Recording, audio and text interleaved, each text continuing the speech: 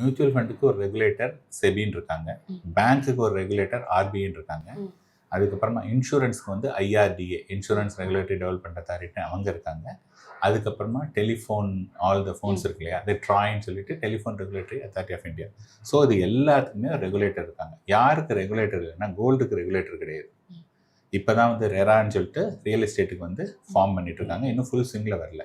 அதாவது கோல்டுக்கு வந்து ரெகுலேட்டர் கிடையாது, ரியல் எஸ்டேட்டுக்கு ரெகுலேட்டர் கிடையாது. இந்த 2 இன்வெஸ்ட்மெண்ட் மட்டும்தான் நீங்கள் வந்து கேஷாக இன்வெஸ்ட் பண்ணி பண்ணலாம். இப்போ மியூச்சுவல் ஃபண்டில் வந்து நீங்கள் கேஷில் இன்வெஸ்ட் பண்ண முடியாது, புரியுதுங்களா?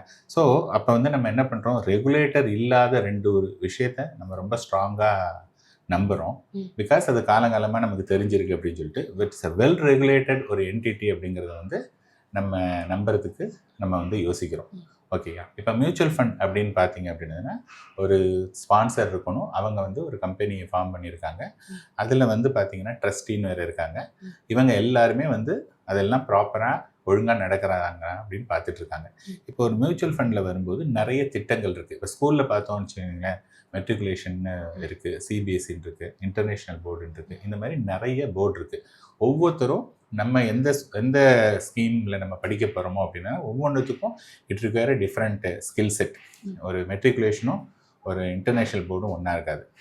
மெட்ரிகுலேஷனை விட கொஞ்சம் டஃப் வந்து பார்த்தீங்க அப்படின்னா உங்களுக்கு வந்து சிபிஎஸ்சி வந்து இந்த மாதிரி இருக்கும். அதே மாதிரி மியூச்சுவல் ஃபண்ட்ஸில் வந்து பார்த்தோன்னா ஈக்விட்டின்னு ஒன்று இருக்குது, டெட்டுன்னு ஒன்று இருக்குது, ஹைப்ரிட்னு சொல்லிட்டு இந்த ஈக்விட்டியும் டெட்டையும் கம்பைன் பண்ணுற மாதிரி ஒன்று இருக்குது. அதுக்கப்புறமா வந்து இந்த ஈக்விட்டிலேயே வந்து நிறைய கேட்டகரி இருக்குது. இப்போ லார்ஜ் கேப் ஃபண்ட் இருக்குது, மிட் கேப் இருக்குது, ஸ்மால் கேப் இருக்குது, multi cap, flexi gap, contra, இந்த மாதிரி நிறைய ஃபண்ட்ஸ் இருக்குது.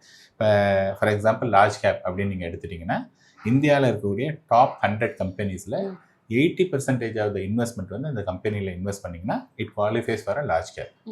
101லேருந்து 250 அந்த கம்பெனியில் நீங்கள் 65% இன்வெஸ்ட் பண்ணிங்கனாலே அது மிட் கேப்.